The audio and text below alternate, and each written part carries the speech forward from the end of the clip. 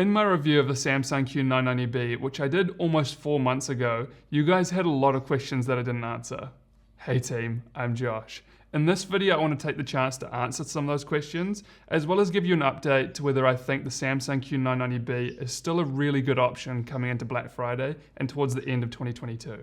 So let's get to it. Let's start off with the question that I get the most often. Are the dropouts still happening, and are they bad enough that I shouldn't recommend you buy the soundbar? Well, in my initial review, I did a test of the soundbar in the big wall shed that we have, and I had the rear speakers about 10 meters away from the main unit. And that gave me dropouts, especially when I had a metal bench right next to the rear speakers. So last night I retested in a smaller room with the rear speakers about 5 meters away from the main unit, and I had 0 issues. And that was from the rear speakers and the subwoofer. They both stayed solid. I'm currently running firmware version 1008.2, and that's not to say it's been fixed. By all means, it may not have been. But what I am saying is that for my specific unit, changing between a larger room into a smaller one with less interference, I had a better outcome. So what does that mean for you?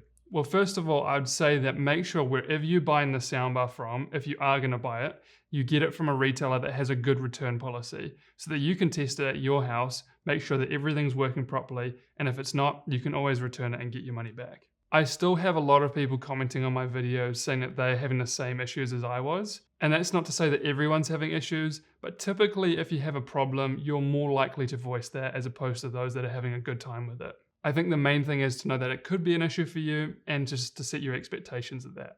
And that leads me on to how well does it do in smaller rooms? A lot of you have asked this question, and I think this advice applies to most soundbars of this size, and that is that it sounds awesome in a smaller size room. I tested out the JBL 9.1, Q950A, Sonos Arc, Bose 900 in a smaller room, about 10 square meters at my last house, and it was awesome. Like, I had no issues with them. And the cool thing with this bar specifically is that you can tweak individual channel levels. So say for instance you need to put the rear speakers a lot closer to you than what you'd hope, you can just turn down those rear channels so that's not as intrusive over the main bar as what it normally would be if you couldn't do that. The other thing to include in your analysis is the aesthetics of the bar in your room.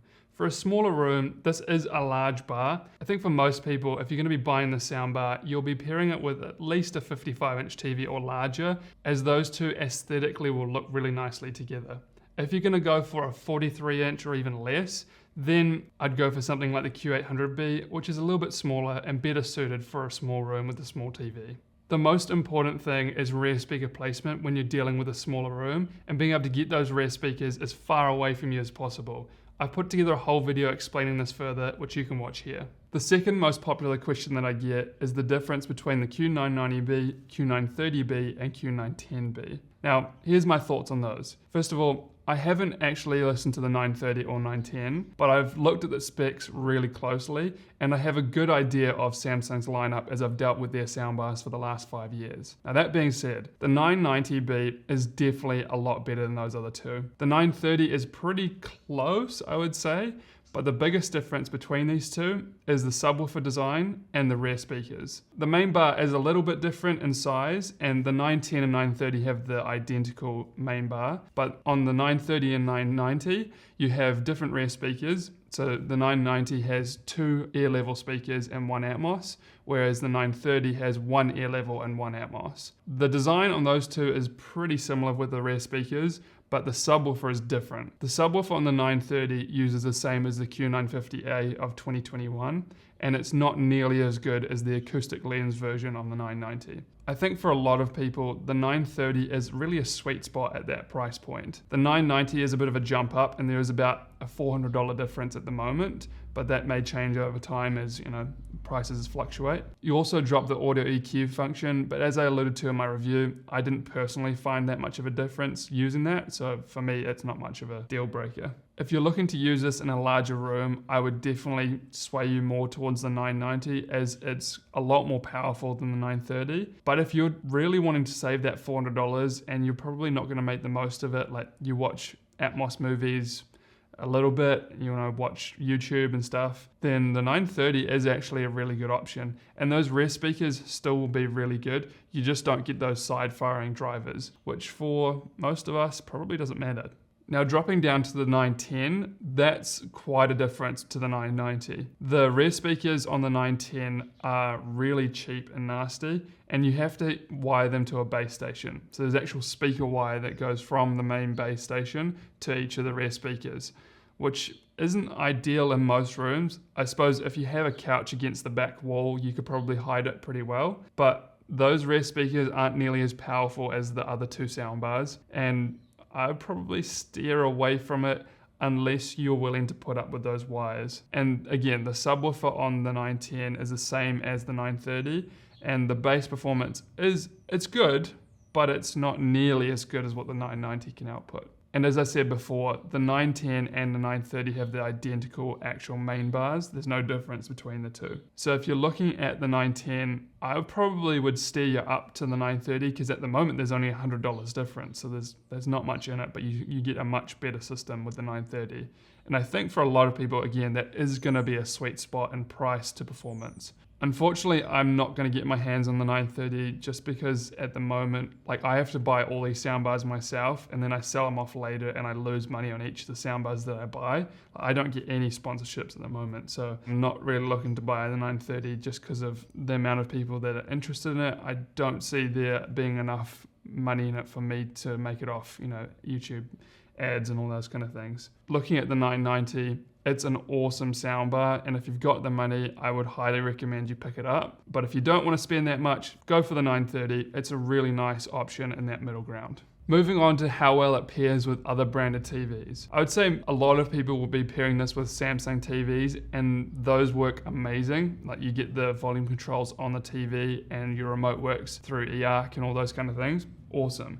But how does it work with other branded TVs like LG, Sony, Panasonic, all of the rest? For most part, using ARC and eARC, awesome. Works perfectly fine. Where I would say it falls apart a little bit is that you probably won't get the volume controls on the TV, so you'll be having to use the screen on the soundbar, which isn't the greatest. Like for instance, LGs, you often just get a plus or minus on the screen. There's no actual volume number. In the past, I've had lots of issues with Sony TVs not liking to play well with other branded soundbars.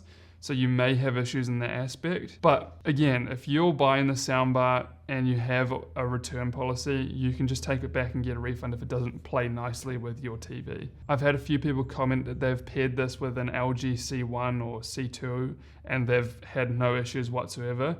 So I would say pairing it with an LG TV, go for it. That's awesome. For me personally, Samsung and LG are my favorite TVs as they just tend to work really well, and pairing them with other branded soundbars, they work flawlessly for the most part. Like, of course, there's exceptions to the rule, but for the most part, they tend to work nicely with other branded soundbars.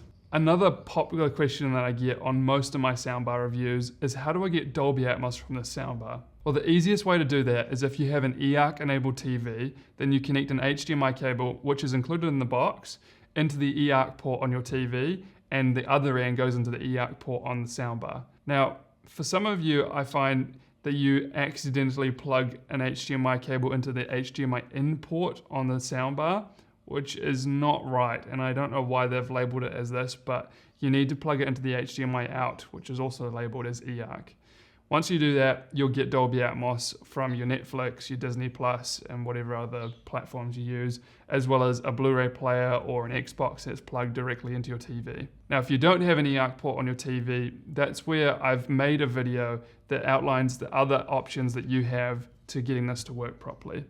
One of the easiest ways is plug an Xbox, Blu-ray player, Apple TV, your choice of streaming device, directly into one of the HDMI inputs on the soundbar.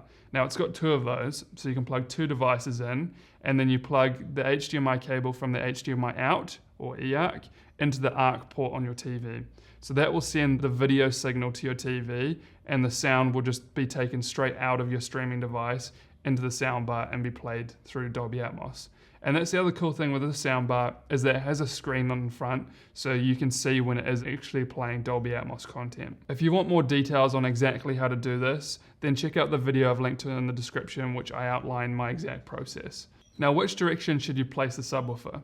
The main thing is that you give airflow around the acoustic lens. If you're going to place it next to your cabinet up the front, place it on the right hand side so that the hard side of the subwoofer is up against the cabinet and the acoustic lens is out in airflow. That's the main thing. As long as you've done that, you're good to go. Many of you have asked me, should I go for something like the Sonos Arc or Bose 900 over the Samsung Q990B? And to that I would say there's 4 different aspects when choosing between these 2 different soundbar categories.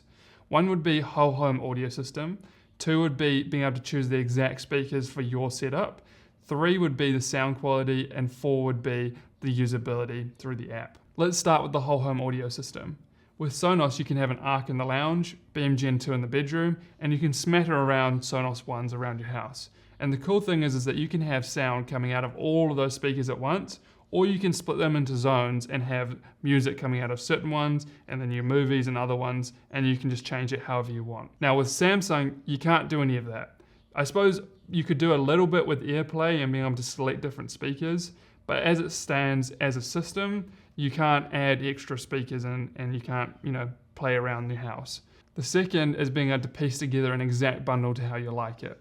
So for instance, with Bose, you're able to set up the Bose 900 as your main bar, you can have the bass module as your subwoofer, and you could have the surround 700s as your surround speakers.